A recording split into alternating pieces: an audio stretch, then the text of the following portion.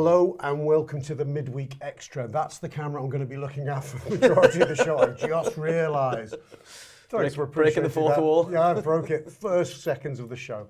Your Midweek Extra is a very happy, joyous run for this Midweek Extra because the Reds are back. Well, we've had a week of being back and it's enjoyable. Beat Villa, we spanked Real Madrid 1-0. And to go through all the ramifications of spanking Real Madrid 1-0 are E. Salmon, Joshy S, Kev Reilly. But first, Josh, what do I have to remember to do? Otherwise, Milo's going to shout at me. A message from our sponsor, the lovely people at NordVPN. Absolutely. If you go to nordvpn.com/TAW, you'll get a great deal exclusive to you. Do you like extra internet security and peace of mind, Ian? I always ask this question of you. I know you do. And Josh, do you like having the ability to change your virtual location with a click of a button? More than anything in the world. You do. And Kev, would you require a 30-day money-back guarantee as a prerequisite of buying a virtual proxy kind of service like NordVPN? Every time. I'm Scottish, so yes. Oh, absolutely. Oh, I like this. We're stereotyping ourselves. He's reclaiming Scottish meanness. But NordVPN, they're very generous people, as you've seen from the offer. So if you want to avail yourself of all information NordVPN-ness, go to nordvpn.com/TAW to find out more. Okay. I can guarantee this. My son used it and swears blind by it. I use it and swear blind. I use swear blind by it. There you go. Whoa. Look at us, guys. There you go. Did I even need to read the words? Okay, NordVPN. That's 10% more on your fee for that. God love you. The football, Ian. You were there, were you? I was there, yeah. I was there. Were you all there? Yeah. We all were there. Yay, we were all there. We all had a lovely time. You had a lovely time. I had a gorgeous evening. It was wonderful. Say was nice, but that was a bit more like it, wasn't it? That was the Reds. That was us. At the end of the day, you couldn't have, I'd say, better opposition in the universe than Real Madrid to pay your best football off of the season against.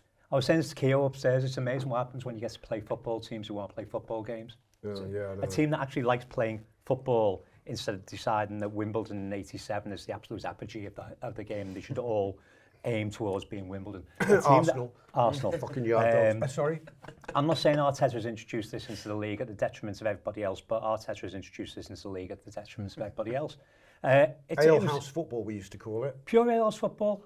But again, as I was saying to Keo upstairs before we came on, they showed at the weekend, Arsenal showed how you defend against it by breaking from a long throw and scoring and going, right, okay, well, now do that to them. Sorry, I'm off the point now. Playing against Real Madrid was an absolute joy because we were better than them. And once again, Real Madrid, for the second season run at Anfield, weren't quite sure what they were supposed to be doing. It was marvellous. Yeah, we're going to look at all the ramifications of last night, Josh, but Slot made the point out, it made Ian's point as well, that it's a different type of opposition, but in a way it slightly annoys me, not from Ian, but from the manager saying it, only slightly, because it's to belittle it, says, of course we can play well against Real Madrid. They are the most possibly the most expensively assembled team in the world after us, and I don't know, but they're hugely well paid. They're the iconic Real Madrid. It doesn't matter what type of football they play, you've still got to be faster, quicker, better, more skillful in the moment. Yeah, absolutely. And the thing I've said for weeks is that if your plan A is good enough, then you don't need to think about plan Bs. And for, unfortunately, weeks, Liverpool's plan A has not been good enough. And that's, we knew exactly what we were expecting in the Brentford game, for example, and Brentford does, or Arsenal does, or whichever way you want to call it. There's maybe 10 teams at least, maybe 15 teams in the Premier League who play like that at the moment. Yeah, the Wimbledon or Tony Pulis, if you want to hear what Tony Pulis is begrudgingly now saying about Premier League football at the moment. So, is he piped up? Yeah, he has. He's fuming that basically Arteta's being heralded as his tactical god. Has he got Colin for the BBC now? I'm not sure, but maybe it was that, maybe it was within that. But he's basically fuming because he's like, these are all getting called tactical geniuses now, and I'm the one who invented this style of football, exactly. So, just as Tony, no one's calling them tactical geniuses. No, exactly. Turns out he was Arrigo Sacchi, wasn't he? Yeah, he was. Yeah, the Welsh Arrigo Sacchi.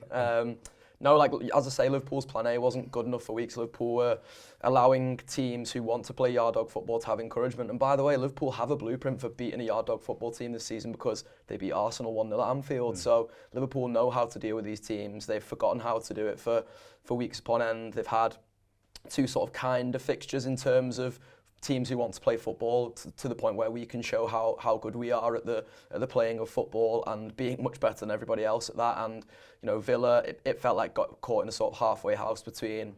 Sometimes they wanted to go long, but really there was no ever purpose to Villa going long. Real Madrid very rarely in any sort of guys went long, besides when Dean Howson lost his head in moments. So it was just a real consummate display, and hopefully one that, given the opposition and given the stature of them, as you've said there, Rob, can give us a real confidence boost now. Like, even when Kirkes comes on, the first thing you have to do is get into a 50-50 with Jude Bellingham, and he wins it. Gakpo, when he came on, the first thing you have to do is a 50-50, and he wins it. And there's all these players that people have asked questions about this season, maybe less so of Gakpo than of Kirkes, I grant you, but Mo Salah, another one who's been asked questions of. Alexis McAllister, who was once again against Real Madrid the best footballer on the pitch. The questions start to sort of go out the window when you can see that sort of clear line in the sand now. So hopefully that is it for Liverpool, and hopefully, as you alluded to at the start of the show, this is Liverpool being back. Yeah, it's hard not to sort of get carried away a little bit on the back of this one, Kev, I think, because of the nature of the opposition and because of the back-to-back natures of the victories. I wasn't looking forward to this week after the period we had. I thought there was a real risk that this season could go from bad to worse because of the nature of the opposition. The fixture list, there's no doubting. I don't think fortune's has favoured us during some of these matches we've lost with late winners and things not going in for us. But I don't think the fixture list has favoured us. Coming into this big week, which isn't over yet, we had Aston Villa. Aston Villa, who everyone laughed at 6 weeks ago, bang in form. It felt like a cruel irony that we had to face the good version, the version that had just been good enough to beat Man City. And we had Real Madrid, who'd only lost a game and won every other game. City looked, well, notwithstanding a blip against Villa, more or less sort of back on course. And we'll see what happens there. But the reset feels kind of comprehensive. And I feel that a decisive step forward's been made. Not just in terms of the confidence, but also, quite frankly, we've got two ambitions this season, right? We keep forgetting that, I think, at times. Yes, we want to compete and try and retain our title. That's still something we can say. But we also want to be a force in this Champions League. And there was a lot of people sort of, this is a question at the end of this. There was a lot of people straying, I think, into the territory going, oh, well, we may finish mid-table because we've lost so many matches, but we can have a real go at the Champions League. And I thought, that's not how this works. The cases of very, very mediocre teams winning the Champions League, it's not that often. And even the Liverpool team in 2005 finished 5th or something. And that's a once-in-a-lifetime situation. So I thought, unless we're good again, we don't even have ambitions in the Champions League. But now we do. We've won 3 out of 4. We've played our hardest games in theory in the group. It's a double reset for me, this. Yeah, I feel like one definitely feeds into the other. You gain confidence from playing in Europe and doing well to come back and play well again, which is why we were all so disappointed with Brentford, because that just wasn't on the cards. Yeah. I mean, like Josh said, Real Madrid are European royalty. I was nervous before the game, but I had no reason to be nervous because the Reds weren't nervous. And I feel like every single member in the squad showed up. And it's really important that when Real Madrid come to town, you do that. I know that there was an argument to be had to say that our fixture list was quite difficult. But I think Real Madrid came at the perfect time in that we were having a bit of a blip, and it was a chance to really show, no, we're European royalty as well. Yeah. We're just as good as you. And I got a sense of that from the press conference in the way that the Madrid media came and were kind of really disrespectful about Liverpool and Real Madrid's stature in Europe was this, that, and the other. I thought Arne Slot did really, really well answering and batting away those questions. But to me, I thought, they seem a little bit rattled in a weird way. And they seemed rattled afterwards, I thought, in the saltiness of Alonso's press comments. Yeah. I wonder if, there was a lot of pressure because they came to Anfield last year, they were beaten comprehensively, and then the pressure's ramped up and they have to do it again. And it's been said on other shows, I think it bodes really well for them to come here, us to absolutely smash the tits off them. And then if we have to play them again this season, they'll be rattled again and we won't. I know we'll come to talk about the squad, but my God, to a man, we were absolutely fantastic. Yeah. Even Maradashvili, who I thought had a quiet game, gets a really good low save in against Bellingham in the second half, I think. But you could go right through the squad, and we were just absolutely imperious. It was fantastic, apart from a Courtois masterclass again. Yeah, I read a statistic this morning. This is wild, this one. Since the start of the 2022 Champions League final, where we played Madrid in Paris, 23% of the saves that Thibaut Courtois has made in the Champions League have been against Liverpool. That's a quarter. It is ridiculous. It is insane. It's going to be easy to forget. The last night could have been 3 or 4-0 to us. That's how dominant we were, apart from yet another Courtois masterclass. The summer of 2018, we buy Alisson Becker. Yeah. And at one point, it's us and Real Madrid neck and neck for Becker's signature. They pull out of the race and go for the cheaper Courtois. Now, we've all spent the last few years going, haha, we got the best keeper in the world. But I tell you what, there's a cigarette paper between them at times. At this very moment, Courtois, because obviously Alisson's injured, Courtois is the best keeper in the world, no two ways. And I've been annoyed since the last European Cup final that Ancelotti said that they had a master plan for beating Liverpool. They knew how to beat Liverpool. What, have your goalie have a worldie again? Is that your master plan? Because that's not a great master plan. You're not a great coach if that's what you think. There's a moment last night where we had a free kick at their end, and so the Annie Road end, and he was lining up the wall. So he's behind the wall, he's lining up the wall, and they moved into the middle of the goal, and you're like, Jesus Christ. I thought the exact same thing. I thought the exact same thing. There was no space either side of him, and I just thought it's going to have to be literally inch perfect from Dom to get that in. And he looked like the biggest man you've ever seen. He looked like his head was brushing the crossbar. It was ridiculous. He's 6'6", isn't he? It is crazy. I want to focus on another individual who I think was equal to Courtois in the man of match contention stakes. I think he's ahead. Okay, Conor? Conor. Conor Bradley. I was quite upset when Josh said that McAllister was the best player on the pitch. I want to say something. I was going to start an argument. Well, okay, you can do that. I want to just say something about Conor Bradley before you eulogise about him. I've been talking to a variety of Liverpool fans this season, and every time his name comes up, there's a bit of disrespect going on. I know he's picked up some bookings. I know he hasn't played a solid 90 minutes, but he's been coming back from injury. Yeah. He's a good. I think for some people, the fact that he's called Conor Bradley means they can't quite accept that we've got a player with a world-class ceiling, potentially on our hands. Yeah.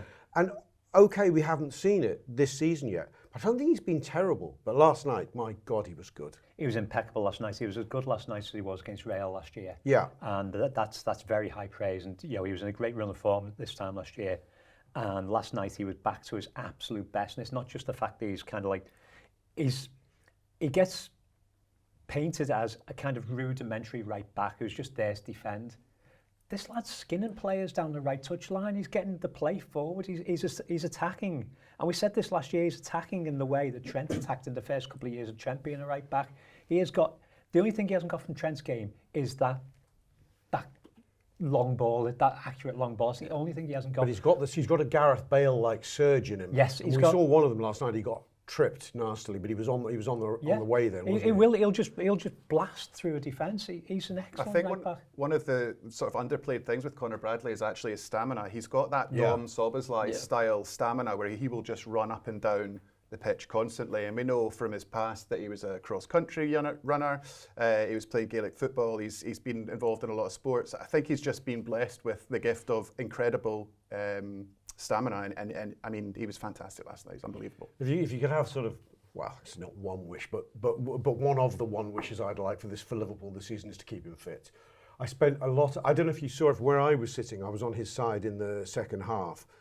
He got clattered, I think, halfway through the second half, and he spent quite a lot of the half running it off. And I was just a little bit scared coming out there. Have you played through the pain barrier because you're such a lion? Did anybody see afterwards? Was there any comment? Is he fine? Because I've got anxiety about this now. I'm not seeing anything, but I would like to think so, because as you say, he is a lion. It feels like he's got that sort of, and it always feels like you're falling on cheap stereotypes to say, but almost like that Northern Irish like strength about him. Like that, I feel like besides in England, you could label that of Scotland or Wales or Northern Ireland and even the Republic of Ireland as well. Broad, brave heartedness. Exactly, yeah, that real, almost the sort of Gaelic football mentality to him, where he would just smash through anybody. And I loved how much he enjoyed having off Vinicius Junior last night. But the thing I loved the most was it felt like once Trent came on and it became a bit of a sideshow with him. Every time Trent got booed, the ball seemed to make its way so quickly over to the left-hand side, and then Conor Bradley did something brilliant. So it was almost like we're going from like boo to hey, one Conor Bradley. Yeah, it was. I mean, I don't think Josh Vinicius Junior has probably had a more frustrating evening since he arrived as a top-flight footballer than that. I kept waiting. I thought he's going to beat Conor at some point. Vinicius Junior is quick. Yeah. We don't often see Conor's pace tested really in certain situations, but you really got a sense of how quick he is as well. Yeah, absolutely, and it's the thing that, and not just fall back on the Northern Irish element of this, but Craig. Are they quick? Craig has been saying it on Is shows Craig all no, Craig's not quick. he's been saying it on shows all season, and Andy Bell has been the same, saying how quick Conor Bradley is, and I think it's because they watch him every single minute of every single game of football that he plays. They probably see him against slightly lesser opposition than we do at times. And he's been a winger for Northern Ireland. Exactly that as well. So he's got that chance to sort of fly forward more, but also he strings together games more regularly for Northern Ireland and Liverpool, albeit obviously it's stunted by the fact that it's just contained with an international break. So yeah, I think Vinny would have come into that last night sort of licking his lips at whatever right back he was potentially going to get served up with. If only he'd had a chat with his mate Killian last season to find out that actually it's no easy task to come up against Conor Bradley. And it's funny because Vinicius has that sort of swagger that I think, it almost feels like customary when you play for Real Madrid. I mentioned Dean Hyson before. I don't think he has it, and that was really, really clear last night. But so many of those other players, like when they're on the ball, they just seem to like saunter around with it. Like I was looking at Jude Bellingham in particular and being like, it's mad that he's just from somewhere in Birmingham, because he walks around the pitch like he's from Rio de Janeiro. Like he's got that real air about him now, having played for Real Madrid for a couple of seasons. And Vinicius is like right at the top of that list. There was one touch he did where he sort of does it with like the back of his heel and stuff like that. Yeah. And that was early in the game. Like he's clearly trying to like set himself into the game and make himself a bit of the show. Exactly, yeah. He's trying to make himself a bit of the show. And really the show is by the end, the moment where Vinicius, after he's been booked, and Conor Bradley just almost like prances up the line, and Vinny like can't touch him, so he's just like that on the side of him. Conor comes inside and cuts back and does him. It's absolutely unbelievable, because it's then not just like Ian mentions about him sort of being seen as this like prototypical fullback, and he isn't, because he plays as a winger for Northern Ireland, and Klopp was having conversations with Michael O'Neill about maybe him playing in midfield more for Northern Ireland too, because they clearly had a similar vision to what they had with Trent at Liverpool at the time. So he's not just a defensive right back and sort of just one speed in that way. He's got the attacking element to him too, and I think you see loads of that last night, and that's the bit that will always continue to impress me with Conor. A small bit of me was kind of gutted. I went to the pub after the game and I was a little bit gutted that I didn't catch Craig to talk about that performance, because I sort of live vicariously through Craig when he talks about Conor, because when Robbo was coming through, as a Scotsman, that was just so exciting. He, not necessarily just the defensive and attacking, but his ferociousness and his veracity and his energy and the leadership qualities. To see someone like that come from a small nation and play on the highest stage at Liverpool against a huge team like Real Madrid and do that, it's amazing to watch. It's absolutely fantastic to watch. As I said, all the fingers crossed we keep him fit, because I think he'll have an amazing season if we keep him fit. Another aspect of I'm calling it after 2 games, the Great Reset. Yeah. It sounds like something that might be adjacent to the Trump or right wingers in America. Yeah, I think it's, But let's talk about it in the context of the great football. reinvention of Liverpool. Yeah, the great. We saw part 1 of this against Villa, and it was reprised as a part 2, if you like, against Madrid. And the key to it was the recombining of the title-winning midfield of Gravenberch, McAllister, and Dom Szoboszlai. The interesting aspect of the implications of that last night were the one change that he made to the team that had beaten Villa. He brought Florian Wirtz back in, but he didn't drop him into midfield. He put him in the front 3, nominally left of Ekitike and Salah. Theoretically left, which is actually where he lined up more often than not for Leverkusen in that position. At Gakpo's expense. We'll go on to talk about Gakpo when we talk about the substitutes later. I don't think it was particularly a slight on Gakpo, but I think if you pay that money for a player with the potential of Florian Wirtz, it is right that you try and find a way to get him into the team. Yeah. And I thought that aspect, combined with how the midfield function, worked exceptionally well last night. I thought he was incredible last night. It's when I saw the team drop, I was with my mates, and I was kind of like, I worry about Wirtz on the left, because it feels like each time we try to use him on the left, he's felt kind of marooned out there. But it was Palace we tried that, didn't we? And it didn't work. We tried it a couple of times early season, so we played him out on the left a couple of times. It just felt like that he couldn't influence the game from there. What you want from him is to influence the game. So that's why I said theoretically he's on the left, because he's on the left. He lines up at the start on the left. Occasionally he goes back out to the left, but the rest of the game he's kind of wandering. He's got the freedom. He was playing left back a couple of times. He was defensive, out of possession. He was left. Out of possession, he's still marshalled enough to get back to exactly where he is. But when we're in possession, then he's just clearly got the brief to wander as much as he wants and to influence the game where he can influence it. And last night... sorry, I just remember the key moment, his key moment in the game, which should have been his assist, is on the right wing. Is on the right wing. Yeah, when he catches Hyson out. Yeah. And he's legged across the right quite a few times already before that. Yeah. But so when he catches Hyson out and he puts the ball in, this is the thing when you judge people. Well, he hasn't got an assist yet. Well, he would have if it wasn't for Courtois, because that he couldn't have done anything more with that ball. That was a perfect ball. That was absolutely on play for Dom. Yeah. And Dom doesn't hit it badly. No, it's just Courtois sticks a leg up. But I thought he was. I see lots of similarities. This is the kind of thing that people clip and then it comes back to haunt you in a couple of weeks. I see lots of similarities. Clip the smiler. Yeah, clip the smiler. I'm calling this now. This is a big shout. I see lots of similarities between the way Wirtz plays and the way Kenny played. Yeah. He's got that same vision. He's got that same engine. He's got the movements. He'll pop up in pockets and he will find the pocket. Most importantly, he'll find the pocket he needs to be. Stronger than he looks as well. He's stronger than he looks, and people have been, even Slaughter said after the game, he's got to get used to it. He's a young lad. He's got to get used to the idea of playing 3 games in 7 days, and it's not like other leagues across Europe where there are easy games. There are no easy games here. That's the thing he needs to get used to.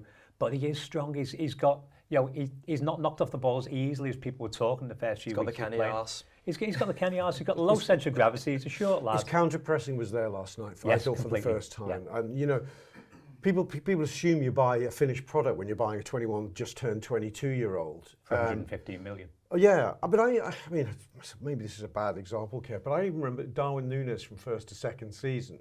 Although he still remained profligate in front of goal, he did begin to understand through a year's worth of coaching just what was required in terms of closing your man down and being a pressing monster. And I think although Darwin Núñez's legacy at Liverpool is going to be sort of eye rolled at for generations to come, I do think we did at times convert that footballer into a very good defensive attacking player in the best possible way. And I can see signs of it now with Florian, which is so important. What I was going to say about Florian Wirtz last night was I thought I'd focus a little bit on how we were off the ball, and his vision off the ball is unbelievable. I know that he's got the vision on the ball, so I think when we were going to sign him and people were saying, oh, his vision's unbelievable, I was thinking about the through balls and I was thinking about the counter-attacks and all the assists that he would get and all the goals that he would get.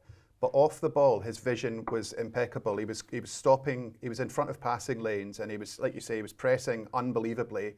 And the counter-attack that Dom goes for, it's just incredible vision to go for that. He's in the right place at the right time because he's so intelligent.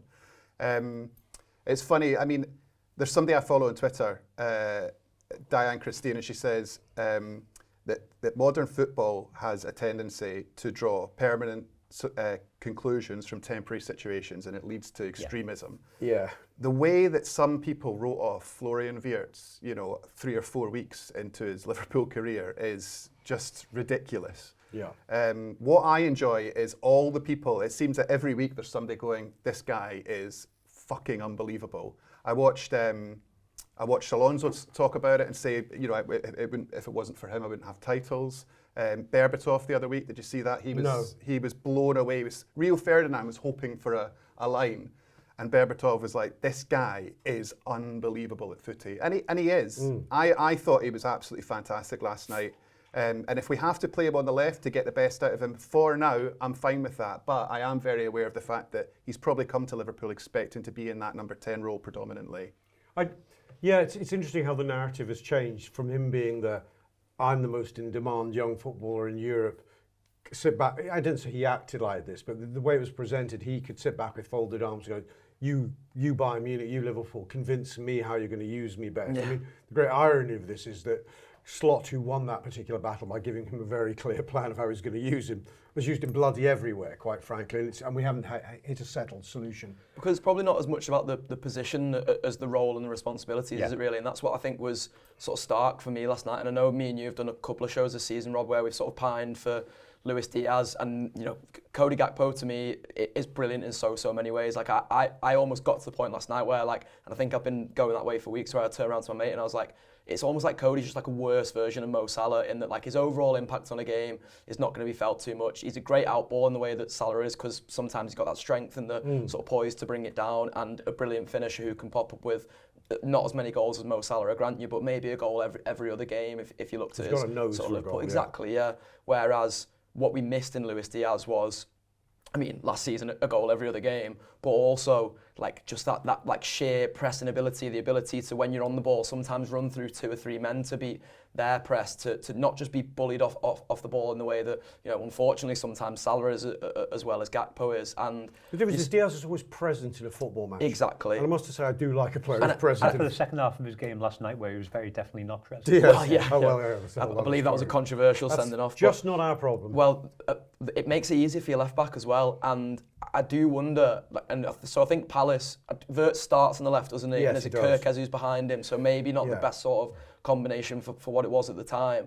But I wonder whether there's a world in which, like, because you are going to have to rotate Andy Robertson, unfortunately, as much as he was brilliant again last night, and you'd love to see more of him.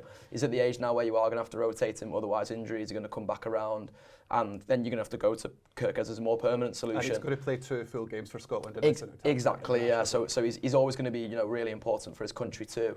Wirtz can make Kirkez's job easier in the way that he made Andy Robertson's job easier last night, and actually gave Robertson the freedom to. There were so many times where it felt like Valverde or Tchouaméni or Camavinga got caught up in their own corner because Robertson and Wirtz went together.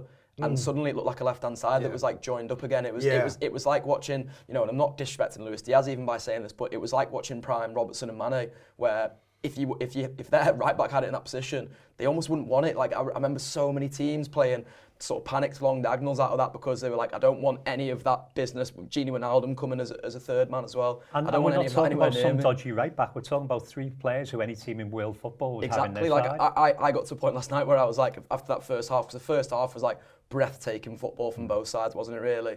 And I was like, that midfield for Real Madrid is unbelievable between Camavinga and Tchouaméni and Bellingham, and Liverpool's midfield, and and I'm including Wirtz in that based on the defensive work. Like played them off the park really last night. Yeah, I mean, my abiding thought coming out of the last couple of games is because the title-winning midfield, Szoboszlai, McAllister, Gravenberch, has looked so effective in tandem again, is that I think it could be quite a while before we see Florian Wirtz in the midfield 3 again. And I think that's right. I don't think it's an accident that it started working when we've got that power and hopefully strength. a while before we see Szoboszlai right back as well, please. Yeah, I mean, yes, of course, because you don't want to lose that influence. Let's just talk about that first half again. I mean, the first half of the first half was a bit of a blur. I think we started brightly. They showed their quality in possession. At times I thought, when are we going to get the ball back off them? And I thought, we're giving away a bit cheaply. They're going to now keep it for 5 more minutes. But then we stepped up the momentum, and we had the Szoboszlai shots on goal. We had the chance of Wirtz puts it on Szoboszlai's just in front of Courtois. Then we had that penalty thing. Eve, let's go to you on this. Yes. Now, I've not seen a replay of it yet. So it weirded everyone out, and it weirded me out because we spent almost as long discussing a penalty which had some communality with it, I think, against Brentford. Do you remember the other day? Yeah. There was this, not this, and I was just wondering if the rules were interpreted differently. I'll tell you what I mean by that. And I have read Dale Johnson of ESPN on this, and I'm still none the wiser. Because against Brentford in the Premier League, can I just digress? Yes, I know people don't often I talk like about this. referees, but I like a bit of ref chat every now and again. And that ref was weird, by the way. He kept getting in the way. He was of such He a was weird- so blocked annoying. passing lanes. I've It was never it. seen He anything was like doing it. my head in because every time Real Madrid had the ball, he was fine to be stood 30 yards away. Yeah. But it was felt like when Liverpool had it, he wanted to He be wanted to get free, on the yeah, ball. he wanted to be like in there, He like was just want to make sure no one's fucking fouling. He was Like, yeah. actively pressing. It was so weird. Paul But Knight anyway- just wants to be involved. But the weirdo, right? So he gives the penalty for handball against Tchouaméni. So we're back at rather than the Brentford one. Okay, well we'll do the yes. He gives it. Then VAR tells him it was. Yes, it was in the box, but we don't. But it was. We don't think it was a handball. If you So, look at well, look at that's the it. The VAR tell them they didn't think it was a handball. So he's given. Well, they he's- said have a look because we don't think it is. Ah, right. Because obviously, as per ever, nobody tells us what's going on in the ground. But what happens to refs' call though? Because against Brentford, Van Dijk. I don't think. I mean, it's not a foul, is it, against Brentford? But the It's fact coming that together. the fact the refs VAR wouldn't have given it, but the fact that the ref had given it. means it's definitively a foul. It's ref's call. That can't be reviewed by VAR. VAR can just review the position. So but it's a de facto penalty then against Brentford. I don't quite understand why the same principle didn't apply. Sorry, I'm going to run on this one. I'm desperate to. So against Brentford, he gives the foul outside the box. So it's a coming together of feet. He gives the foul outside the box. Yeah. It's not a foul that he would give inside the box because you would not give that as a penalty. So he gives it outside. So then VAR tell him, well, it's inside. Don't come to the screen. It's inside. This is factual. Yeah. So that's factual. That's factual. Factual is a great word for this because it bloody isn't. Because I can't say it's factual because I disagree with you. So it's not factual. And so the handball was factual because the referee said the handball it was... is factual. So the referee is given the handball, but he's given it outside. So VAR then say it's in the box. So he goes and has a look and he goes, "Nah, it's nothing." But you've already given the handball. Yeah. You gave the handball. But you have to think about it in a different context. So you have to think about it in the context of the. I've not seen it back either, but I kind of agree with what's happened. What's happened is because it's deemed as not handball is essentially the same as it being deemed as Van Dijk hasn't made contact with the player. So they've said it is not handball. So it's over. Do you know what I mean?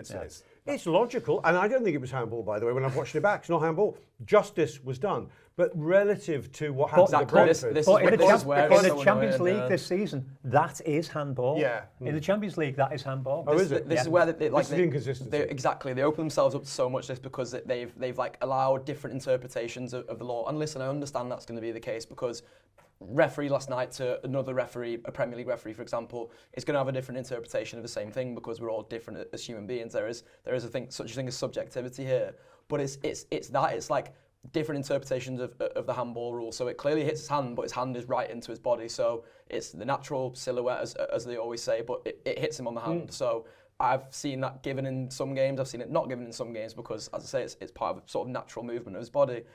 I'm also imagining it's like those two cards on the table, and usually it feels like whenever there's VAR, to the benefit of the referee, they go, you can only flip one of those cards, which is was there contact or not, was it a handball or not. Whereas it feels like what they've done last night is flip the other card they're not meant to flip to go, yes, well, but it wasn't. It was in the box, or it wasn't a handball or whatever. Like there's two different scenarios there. Yeah. And the annoying thing is, as you're alluding to there, Rob, is that usually they only flip one of those things. They only flip one of those decisions. And last night they basically flipped two of them. And that's where, like, again... And then found another three cards and flipped them as well. And that's where, like, Ian's saying, it's so annoying when you're in the ground because, I mean, for one, Anfield flashed up the Premier League VAR thing, which didn't help. Twice. My confusion around the whole thing. Didn't even notice that. Soz to whoever's job that was, because I've just throwing you under the bus there more. Okay, but 60,000 people saw it. But then, like... So we don't hear any communication of what's going on with the thing. You know, the TV coverage will get the commentators probably speculating on it, which I don't even know if that helps sometimes, to be honest. We don't really know what's happening when the referee goes to the screen because we can't. We think we're getting the pen. Exactly, we're not getting any replays or anything of it. And then by the end, it's just like, oh yeah, no penalty, no penalty, no handball on the VAR decision. It's a free kick to them. Yeah, and we're just like drop ball.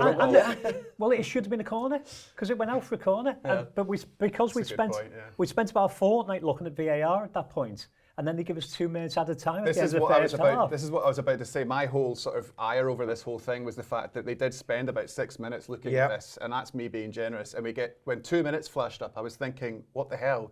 But that just goes to show how on top we were in that moment. I was thinking, 2 minutes, fuck off. I want like 5 or 6. Yeah. And by the way, there'd been about 30 free kicks by that point for Liverpool players just putting hands on Real Madrid players' backs. Yeah. So this is the other thing because Harvard did a study on Mo Salah's contract renewal, not the last one, but the one before. I want Harvard to do a study on why Mo Salah's not getting those fouls. Like, it was unbelievable. Why any bit of contact from him is a foul. There's actually a really interesting moment in the second half. It's in the box as well. Salah's taken his man on. He's clipped, but he can stay on his feet, and he does. Someone wants to put that out, and they go, this is a very rare example of a modern footballer staying on his feet when touched in the box. Yeah. Someone thought, Mo, go down. Mo probably thought, what's the point of me going down? I never get it. I'm not going to get it, yeah. Okay, let's just... Sorry, can I just complain about the other VAR issue? Which one are you coming on? The one where they decided to take another couple of minutes to judge whether McAllister had run through 4 players to score his header was offside. Fucking hell, how shit does VAR need to be to look at a free kick and a lad's run and go, think he might have been offside there? Let's Okay. Let's talk about that. Sorry, let's get off my chest. Yeah, it's all right. I know you well. Slots, set pieces were key. Well, set pieces have been a key theme of Liverpool's recent run from the bad into the good. I'll include Eintracht Frankfurt actually in the good. People forget that. We've actually quietly won 3 out of our last 4 and scored quite a few goals. In the Champions League, we're scoring set pieces. In the Premier League, we're conceding set pieces. Slot again emphasised them. He said, again, it shows today the importance of set pieces. We have scored 4 in the Champions League. If we'd scored as many in the Premier League, we would have more points than we have now. But we have scored none and conceded 5. If that is your balance, you're not going to pick up many points. This is going to sound like a negative. The manager is really good at telling us that we're being shit on set pieces, apart from last night.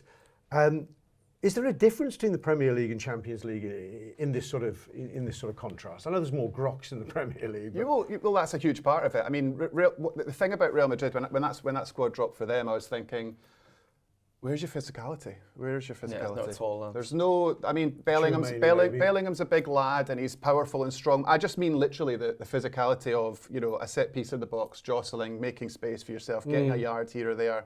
And the fact that it's McAllister that pops up with a header is just absolutely fantastic. One of the smallest players that we've got. But part of the thing, I feel like the set piece thing, nobody really talks about the fact that we've talked about a transition season and we're talking about all these new players coming in on a tactical sense. Well, that includes set pieces. There's a lot of work to be done on the training ground in attacking and defending set pieces when you've got 4 or 5 different players on the pitch and you've got to you've got to instruct them on where to be at what times, and if this happens, it takes a long time. The fact that we've got a new set piece coach in as well, and I think he was doing a bit of it last season, but I don't think he was permanent in the role, was he? He was combining jobs last season with the under-21s. Yeah, I think so. Working in Starbucks or something. So that doing a more complicated job than I've ever done in my life, I think. But it's things that we have to take into account, right? We have to take it into account the rough with the smooth, and that this is a transition season proper because we've got all these new players in, and that takes its toll as well. The subs when they came on were interesting. I was sort of nervous that whatever substitution we made would upset a delicate balance, but aware that we also had to do it. You kept thinking, well, who have we got on the bench? I thought when Kirker's on for Robbo, I'm not writing Kirker's off like others, but you don't know what you're going to get. Curtis, he's only just back from a couple of weeks out, injured. Do you really want to take McAllister out or Szoboszlai out? And then you're thinking, well, up front, the balance with Florian and Ekitike and Salah, do we really want to bring? But he did it. He was bold, and they all worked, I thought, in different ways. Well, I mean, to varying degrees. I thought, let's do the forwards. I thought Chiesa and Gakpo were lively and effective. And in fact, I was really pleased. I've been Gakpo sceptical more than most this season. Ian sort of emphasises his minimalism doesn't appeal to me aesthetically, quite frankly. But he was more involved, he was predominantly in the centre when he came on, and he was more involved. He was able to use his physicality. For the first time, you go, you could be a big centre forward, lad. Why did no one ever think of that before? I know they have in the past, but I like the idea that he could be a threat off the bench. In a certain way, by playing well off the bench, he probably did himself some harm. I've often thought, part of the reason Cody's gets his start every time is because he doesn't feel like an option off the bench. Yeah, he's not like impact, is he? Yeah, because he's sort of passive at times. You think, well, bring Gakpo on, what's he going to do? Wait for the ball to come to him, look up and dink one to the far post before the whistle blows. But this was a different kind of Gakpo, and Chiesa was lively as anything as well. Yeah, it was. I'm trying to remember the way the subs came on. So was it Jones and Gakpo came on together, and then Chiesa and Kirkes came on together? No, it was Jones and Kirkes together. Or was it Jones and Kirkes? Yeah, because the lad sat next to me was really annoyed about the idea of this happening. Because I was going to say, because in my head I'd sort of done that it was Jones and Gakpo the ones that I was fine with. Like if they'd come on together, I'd have been like, absolutely okay. They're two, tried and trusted first team players. And if it was Chiesa and Kirkes, I'd be a bit like, oh, this is fucking batshit. Why are we doing this? Yeah. The Gakpo thing is really interesting.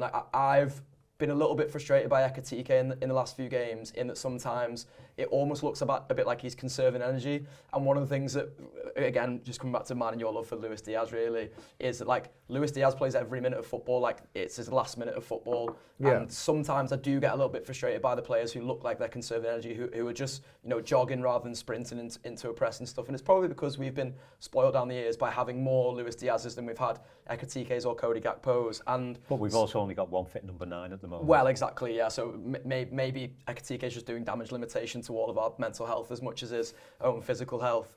But Gakpo came on last night and was livelier than I think I've ever seen him. Like I can't remember many sort of big substitute appearances by Gakpo where he's come on and, you know, steamed into lads and you know, been quickly interchanging with Salah and things like that. It felt like he sort of rose to the occasion as well, and maybe felt a bit like he had the bit between his teeth or a point to prove, because, you know, Wirtz was incredible in that first half in particular, but didn't really fade as the game went on. I didn't think he was tiring, but that wasn't necessarily contributing to him fading, because again, Wirtz was doing that thing where he was like, I'm just going to run until I drop here. And it was like Gakpo came in with that same energy. He was like, right, okay, well, I've seen what Wirtz can do in terms of that running power, in terms of the stamina and stuff like that. So I'm going to come on and try and be that same sort of football, look like that same sort of football. That's where, as you say, Rob, you do start to sort of see his physicality for the first time, which is interesting. Chiesa, you know exactly what you're going to get with him, and he falls into that sort of former category of the more Luis Diaz thing, where Chiesa's just going to come on and run like a madman and try and take players on and try and interchange with his teammates quickly. And I feel like you get bits of that. I can't remember a ton of sort of meaningful Chiesa things that he does in the game. One little touch that he gets that's a back heel through to Salah. And yes, yeah, is that the one sort of like yeah. almost in the right back position, yeah, and he flicks it around a corner. That was really, really nice. There was a lot of the flicks that actually came off in the game yesterday, which was nice to see, because Real Madrid, of course, are a team who try lots of them as well, but it felt like we sort of had the upper hand in the easy on the eye stakes in this one, and Chiesa came on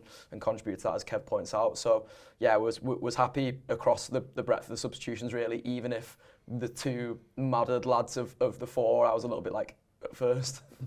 Well, I mean, we can dissect this game and go through all the minutiae and detail of it ad infinitum, and I think maybe one or two other shows will do that as well. But its main purpose in terms of basking in it is that, to go back to the theme at the beginning, is it resets us, and it resets us ahead of an absolutely massive game coming into the weekend at the Etihad against Manchester City. We'll come on to them in a moment, but I'm pleased. We put in a huge effort that we've got a 5-day rest here. Yes.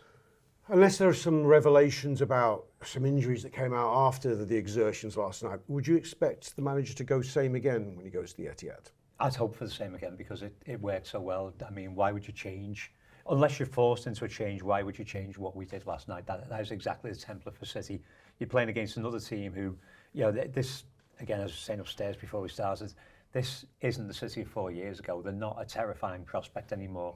They're doing okay this season. I don't even know what their record is this season. All I know at the moment, all I'm looking at is they are 1 point ahead of us. They're somehow still in the title race with Arsenal. Everybody's accepted this 2-horse title race between Arsenal and City. We are 1 point behind City. We're as much in the title race as City are. And that might still mean it's Arsenal's title, but, you know, we are as close as City are. And obviously after Sunday, hopefully we'll be 2 points ahead of them. Yeah, that's obviously the intent. They're not that much better than us. We've had a terrible October, and they are not that much better than us. So the interesting thing about their records, how many times have they dropped points this season? They've lost 3 and drawn 2, I think. So it was Brighton, yeah. Who else? Tottenham and Villa they've lost against. And they drew with Arsenal. Yeah. And did they draw with anyone else? And they've drawn one more, I think. I'm not sure they have. Have they not? Okay. Right, so but they basically dropped points in 4 games. We've dropped points in 4 games. One of ours has been a defeat, one of theirs has been a draw. But theirs have been quite nicely spread out. Yes. They've not gained. I was just sat like that. With Liverpool, I don't think anyone can actually say exactly what the real status of LFC is right now, apart from the champions. They started like champions in terms of the results they were getting. Yep. They've had a blip which was surreally bad. Yes. And now there's been this recovery of 2 really, really important wins, or 3 good wins out of 4. But then even within that, the 5 games, because, you know, We did win 5 games on the bounce at the beginning of the season, which people seem to have completely forgot happened. Yeah. But because there were late winners in each of those, and you only get late winners if you keep playing until the last second of the game and make these late winners happen. But then in 2 of the games that we lost, there were late winners for the opposition. So you can't really tell exactly where we are with any of this at all yet. Where the truth lies with Liverpool is not yet clear, but I think it's even less clear with Man City. Man City don't have the recency bias advantage of being able to say, well, at least we're champions, at least we've shown over the season our consistency. They definitely didn't show that. They showed themselves to be a faded force last season. Now they've made a lot of changes. They've shown quality at times, but it's been very Haaland-led. We don't really know what kind of team we're facing at the Etihad, but still, we have reason to go there with confidence. Yeah, they've not got the identity of City at the moment. They have got a lot of very good players. Doku is starting to look like a good player. Marmoush is very effective. Haaland is obviously, he's just a ridiculous machine, basically. You know, he's always going to be the biggest threat for them, whatever they've got going. But they're not that far ahead of us. And we've got a very good team. We've got a very good squad. When everybody's fit, we've got an excellent 20 that we can have in terms of a match day squad. We're missing a couple of the moments, and there is talk that Isak might be back for the weekend. How true that is always one of those things, isn't it? But when we are fully operating as we did last night, because we were as good last night as we were at any point last season, when we're operating like that, City are not a terrible threat. City are not as good as Real Madrid. No, that's simple maths. City are not as good as Real Madrid. It's funny, it's interesting you say that, because I think it's probably empirically true. And yeah, I suppose muscle memory, even though muscle memory of playing Madrid is complicated for us, but it's still hard not to go to Manchester City and imagine, not think of it as, we're going to Manchester City, we're going to their ground. This has to be incredibly tough. Yeah, and it always is. The thing that blows my mind a little bit about Haaland is the fact that typically a striker that's as prolific as him tends to happen sort of 26, maybe 27 onwards. But he's still so young, isn't he? I don't think he's 27 yet, is he? No, I don't think he is. No. I think he's about 24, 25, which is stellar. But yeah, going there is always tough. But we have to remember that we had this exact run of games this time last year, only the difference was that it was at Anfield. And I remember walking into Anfield for the City game thinking, I'm really up for this because we've just done Real Madrid 2-0. And I think that the way that we've built on these last couple of games is impressive and something worth thinking about in terms of, you know, Villa wasn't absolutely perfect, but we held our own against a very good side and we looked positive. We've just absolutely smashed into Real Madrid and shown ourselves to be one of the best teams in the Champions League this season in terms of, you know, that performance and not really giving them a chance. I mean, 0.4 expected goals for them. It's one of the lowest they've had in a long, long time. And the amount of chances that we created, it's for me, it's always about creating more chances than they can. And the fact that City have had a couple of blips does fill me with a little bit more confidence. They are a little bit, you know, easier to get at. Although recently they have had defensively been pretty solid. So did you watch them against Bournemouth?